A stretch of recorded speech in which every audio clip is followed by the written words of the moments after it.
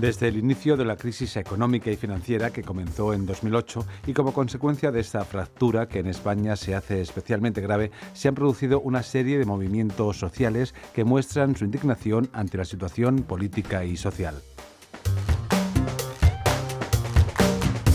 Falta de entendimiento entre soberanía y poder, despertar y toma de conciencia de la propia ciudadanía.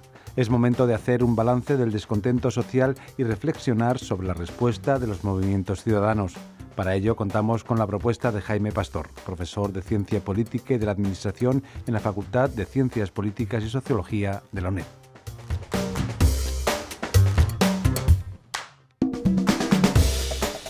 Vamos a hablar en este programa sobre el balance o las reflexiones que podemos hacer desde el punto de vista de la ciencia política, de la sociología, en el estudio de los movimientos sociales, sobre las protestas que se han ido desarrollando en la sociedad española a partir del estallido de lo que se ha conocido como la crisis financiera y, en el caso español, inmobiliaria, ¿no?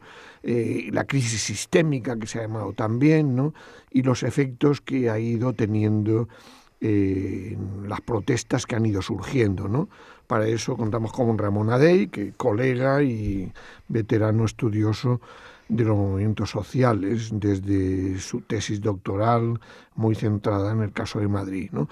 Vamos a empezar por eso, ¿no? Por lo que te propondría, Ramón, una reflexión, ¿no? De qué conclusiones más generales se pueden extraer del ciclo abierto desde que irrumpió esta crisis. Gracias, Jaime. Gracias también a los oyentes. Bueno, una reflexión de lo que puede ser el cambio de ciclo que sin duda se ha dado desde el inicio de la crisis, 2008-2009, quizá se manifiesta más en el 2010, en mayo del 2010, cuando arranca ya lo que es una nueva etapa de movilización. Claramente esta movilización tiene pautas muy distintas a las que veíamos antes. No hablemos ya de la transición, sino de toda la etapa de las ONGs de los 90 o de la antiglobalización del inicio o del cambio de milenio.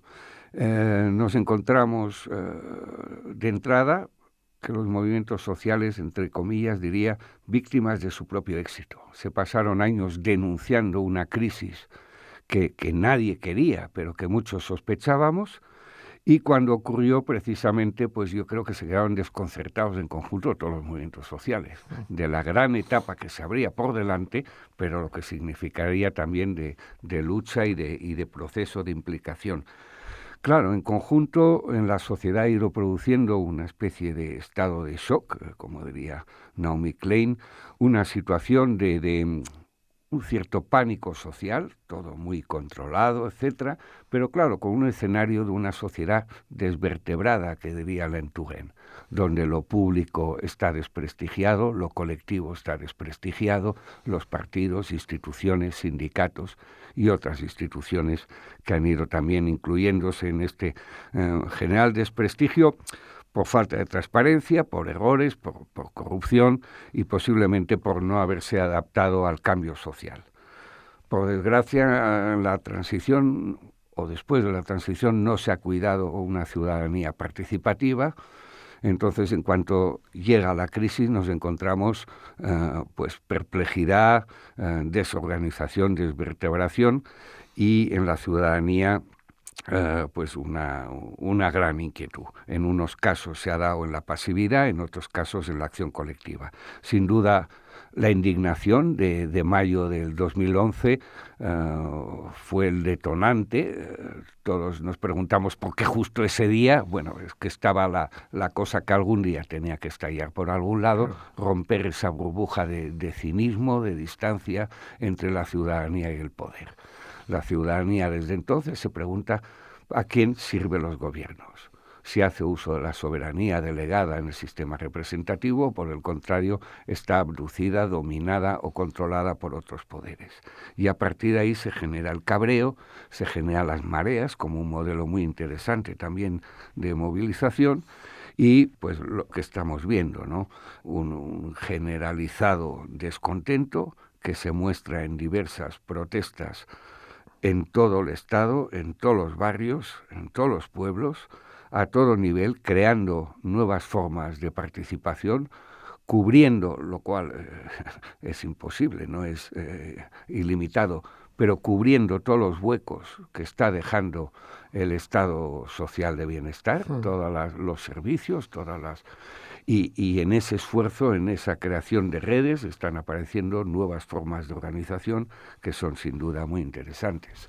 Y sin embargo hemos visto, claro, que todas estas protestas, ¿no?, lo que ha significado la irrupción del 15M, también como crítica del modelo de la transición, de la cultura de la transición, como la llama mucha de la nueva generación, no ha encontrado, digamos, aliados suficientes, ¿no?, como para arrancar, ¿no?, victorias significativas, ¿no? Es decir, quizás ahí solo estaría la plataforma de afectados por las hipotecas, ¿no?, como gracias también al 15M, ¿no?, porque existía antes del 15M, pero fueron muchas personas del 15M las que sirvieron de soporte, ¿no?, de apoyo a las protestas contra los desahucios, ¿no? ¿Cómo analizarías, ¿no?, esta conjunción, ¿no?, plataforma afectada por las hipotecas y 15M en su intento de desbloquear, ¿no?, el sistema político? La aparición del 15M y desde entonces, pues claro, hay éxitos muy medibles, muy concretos. Y en el caso de la PA tenemos un éxito, en el caso de Gamonal a su manera, con otro tipo de problemas, tenemos también victorias parciales. Pero yo creo que se nos olvida que el gran impacto del 15M ha sido las conciencias.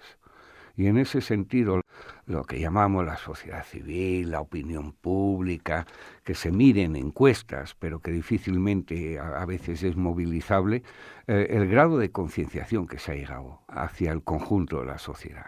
La sociedad mira la política de otra manera. Sabemos que hay indicadores en que la política clásica toca fondo en cuanto a desprestigio. Y en cambio hay unas necesidades, hay unas inquietudes, hay una preparación incluso ciudadana crítica que, por desgracia, no solo se ningunea, no solo se hace oídos sordos, sino que incluso se está llegando a criminalizar, a etiquetar, a desprestigiar y, en mi opinión, una salida de la crisis pues tiene que ser en conjunto, cada uno a su nivel, etcétera. Por desgracia tenemos una sociedad en que esa riqueza participativa se ha despreciado y, por tanto, recuperar la credibilidad en la ciudadanía es un proceso que, junto al recorte de libertades, va a costar, y de derechos, y va a costar mucho recuperar. Eso es lo triste de esta situación. Éxitos concretos, que es quizá lo más visible. Pues por desgracia, creo que con todo el esfuerzo que ha habido, como he dicho, ha habido oídos sordos, por desgracia han sido pocos, pero a la vez palpables. Y sin duda un gran avance, y que sin duda han dado mucha fuerza y a su vez nueva regeneración de debates, de formas de acción, etcétera, en los movimientos sociales.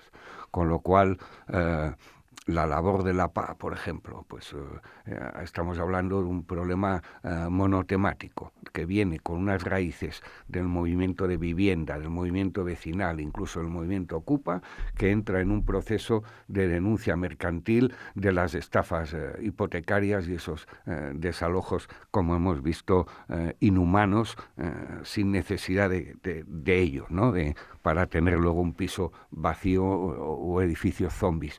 Pues la labor sin duda de la PA, especialmente Ada Colau en Cataluña, por ejemplo, toda esa labor ha creado unas redes interesantísimas y una capacidad de acción y de resolución que se han convertido en un contrapoder. O sea, estamos hablando de una organización que a priori no es un partido, no es un sindicato, no tiene reconocimiento de interlocutor y en cambio ha conseguido ese hueco de interlocutor. Y nada se puede hacer de la vivienda, tema de hipotecas, etcétera, sin tener en cuenta su opinión o posición. Por tanto, esos éxitos, aunque sean muy limitados, sí son éxitos que dan, creo yo, mucha fuerza al movimiento, y esto es un proceso que hay resultados a corto y hay resultados a largo. Sí, yo creo que eso es muy importante, ¿no? La enorme legitimación social que han alcanzado actores sociales fuera del sistema Sí. político, ¿no? En la opinión pública, ¿no? Y claro, pues yo creo que en el caso de la PA ha sido mucho más evidente. Luego incluso ha llegado al Parlamento Europeo Ujú. a ese reconocimiento, ¿no?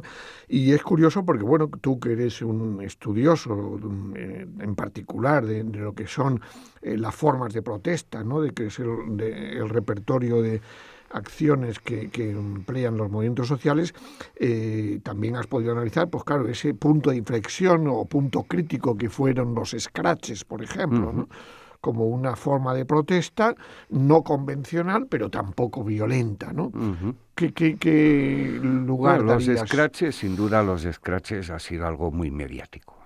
Como sabemos, vienen de Argentina, de finales de los 70, pero yo diría, en el estudio de 7.000 movilizaciones celebradas en Madrid en los últimos 35 años, he localizado 20 scratches antes de que hubiera aquí scratches. A ver si nos entendemos. Quiero decir, se ha ido a casa del alcalde Gallardón, se ha ido a casa del alcalde Manzano, se ha ido en otras épocas, pero no había el término scratch, ¿eh? Era otro tipo de conflicto.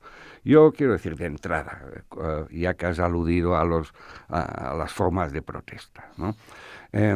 El escrache es una forma de presión en el domicilio de una persona. Entonces, en el Código de Buena Conducta, desde luego, político no es. Se va a casa al domicilio oficial, su cargo, ¿no? Ya, ya. Ahora, ciertamente, se ha llegado a tal desprecio y a tal oídos sordos, y a tal, como diríamos, que cierta clase política o élites no se enteran de la realidad social, que esta forma de acción que tensa lo que es el ritual de la protesta, porque lo ponen los límites, pero como bien has dicho, de forma pacífica, ¿no? Entonces se crea una situación atípica que tanto políticos, manifestantes, policía, periodistas no saben dónde ajustarse, ¿no?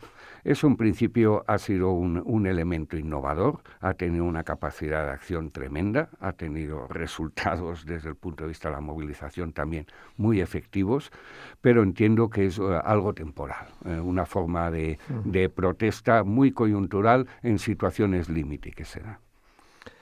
Luego también sería interesante ver eso, la relación entre el 15M, la PA y lo que son las organizaciones tradicionales, ¿no? Es decir, Uh-huh. cómo has analizado la relación entre estas nuevas formas de autoorganización, asamblearias, Sí.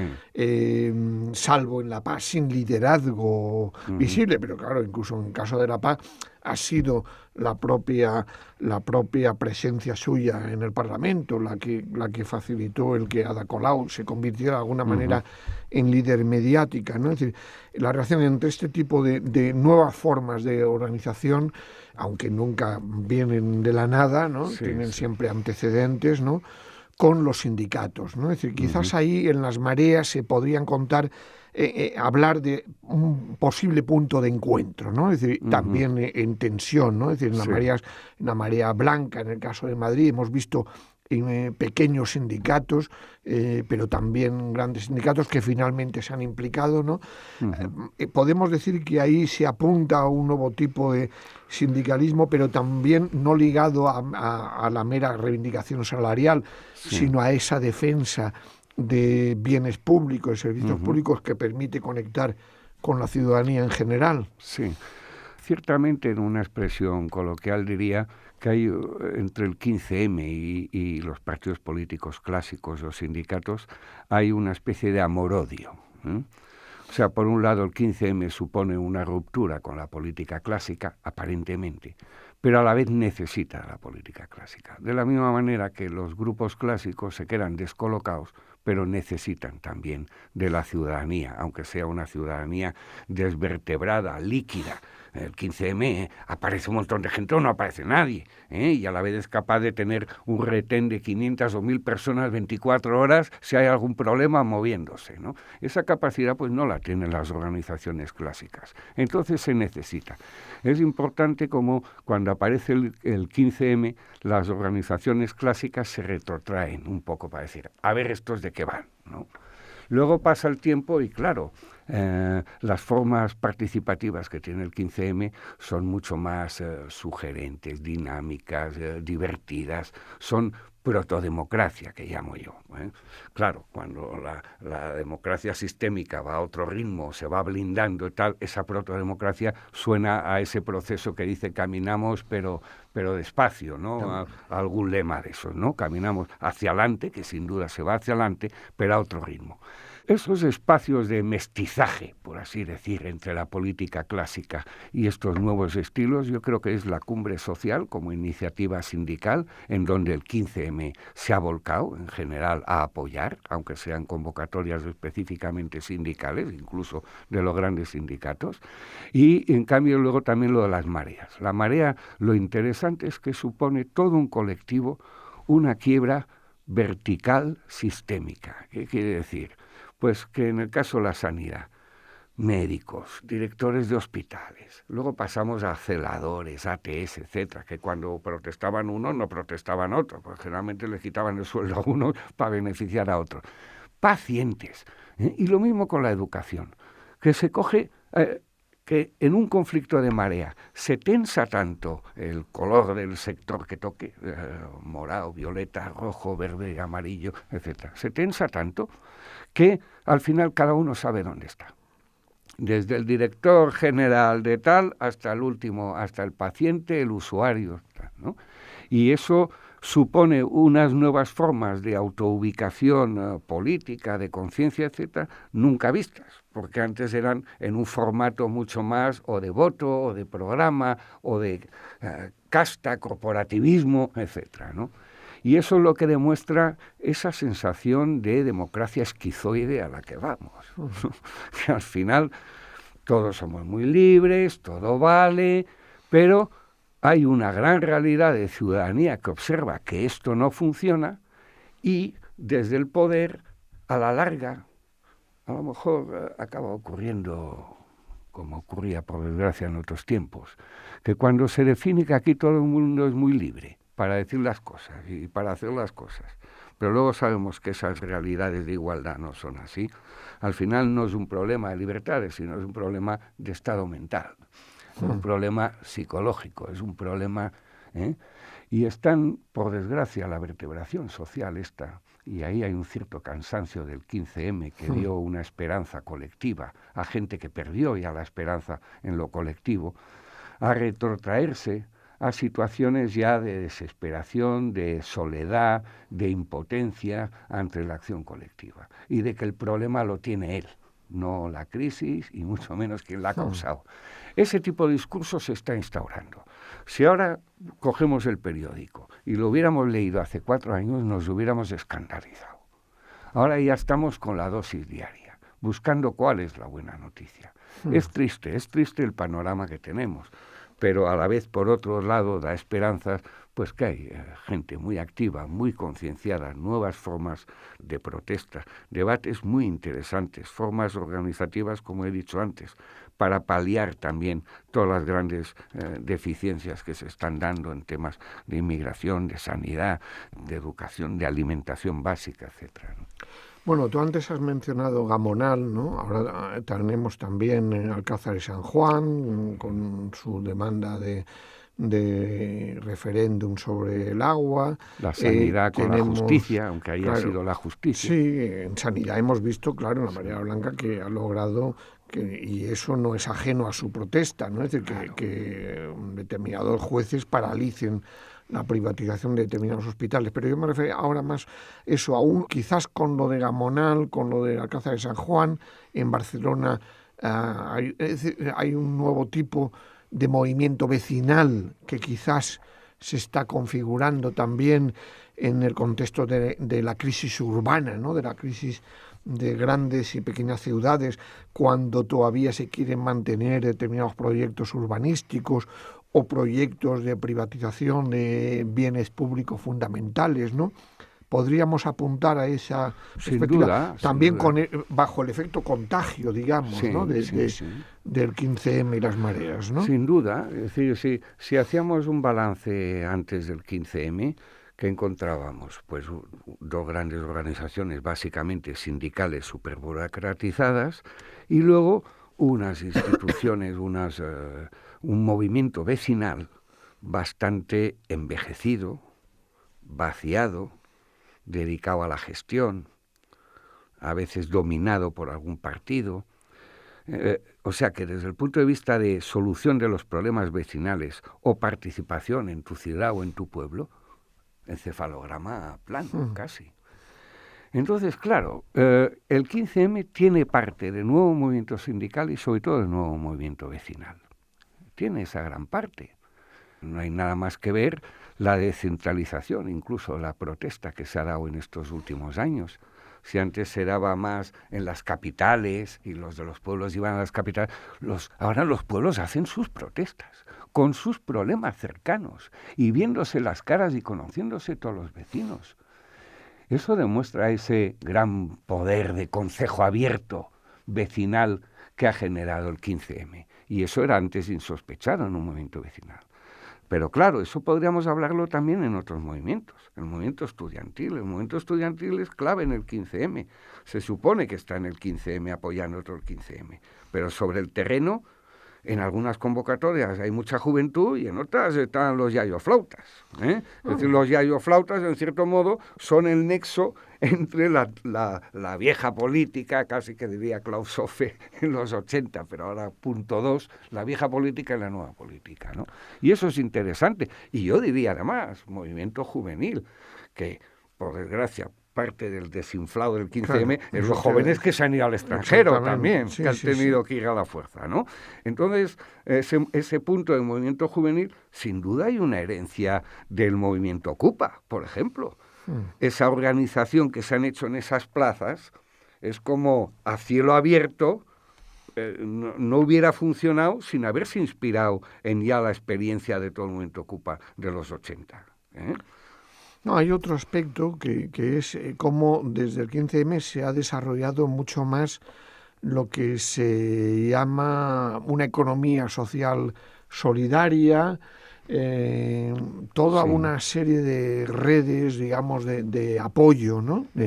En cooperativas de consumo y demás, que ya existían antes, pero es significativo, ¿no? Es decir, esa conciencia de lo que se llama la política prefigurativa, ¿no? Es decir, prefigurar el otro mundo posible, porque el que apostaba antes el movimiento antiglobalización, ¿no? Es decir, y eso es una novedad, por lo menos la dimensión que está alcanzando en los momentos actuales, ¿no? Quizás también, pues eso, frente al bloqueo institucional y a la situación de necesidad de muchas personas en paro y demás, ¿no? ¿Cómo lo verías? Pues son, como he dicho al principio, son interesantísimos todas esas redes de autoayuda, democracia prefigurativa, autoayuda, solidaridad, abaratamiento de costes, o sea, libros de texto, intercambio.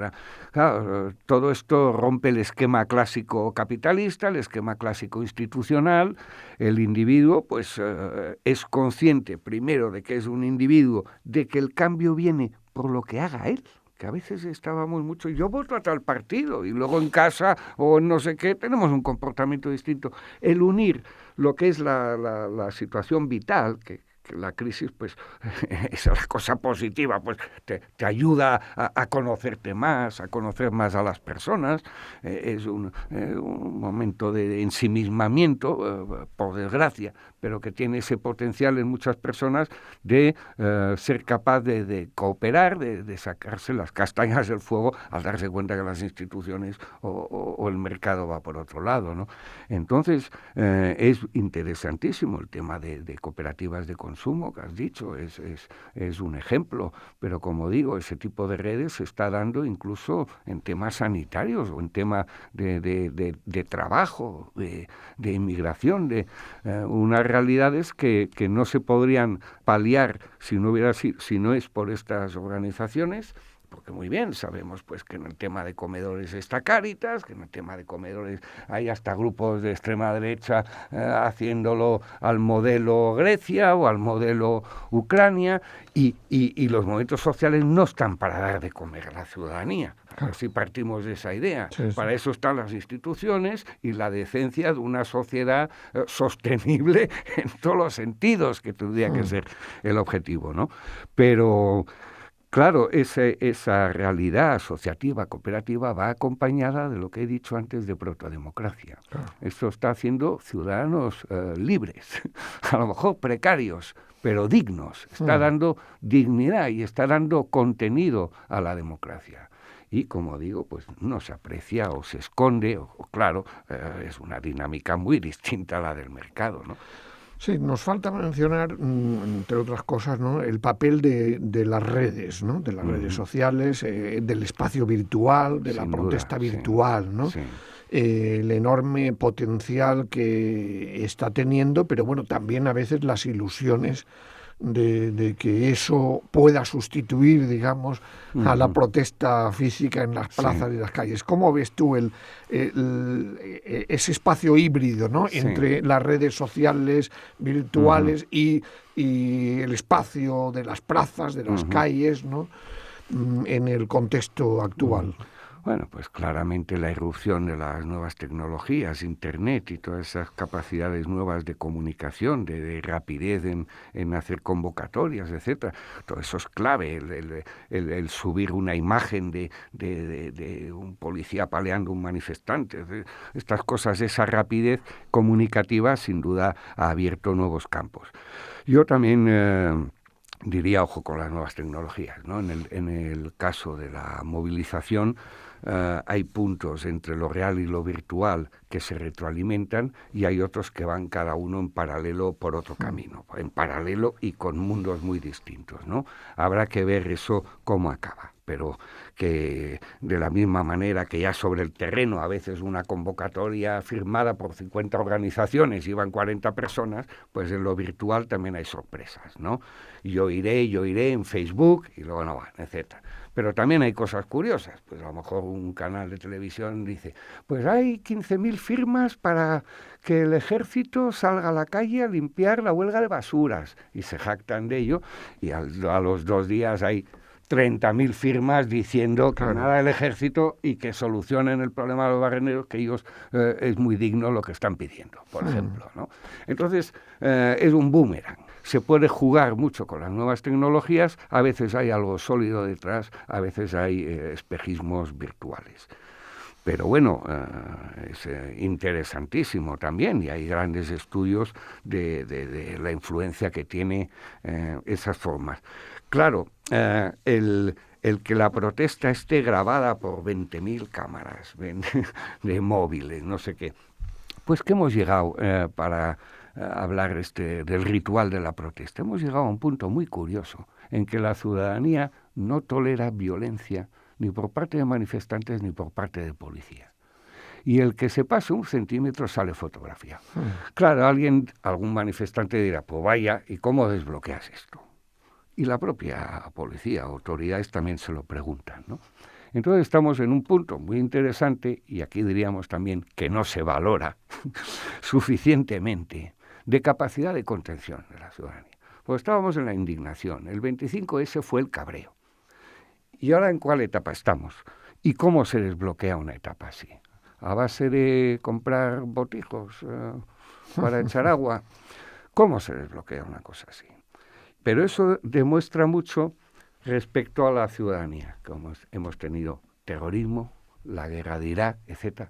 España, la guerra civil, que recuerdan algunos, España, la sociedad, tenemos la suerte que es una sociedad claramente pacífica.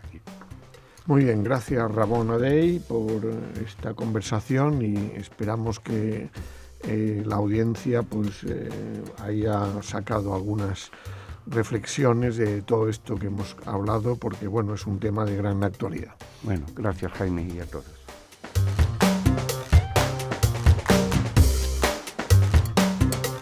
Despedimos a Jaime Pastor y Ramón Adell, profesores ambos de la Facultad de Ciencias Políticas y Sociología de la UNED, en una conversación, una reflexión sobre los movimientos sociales en nuestro país ante la crisis económica y su repercusión en la sociedad.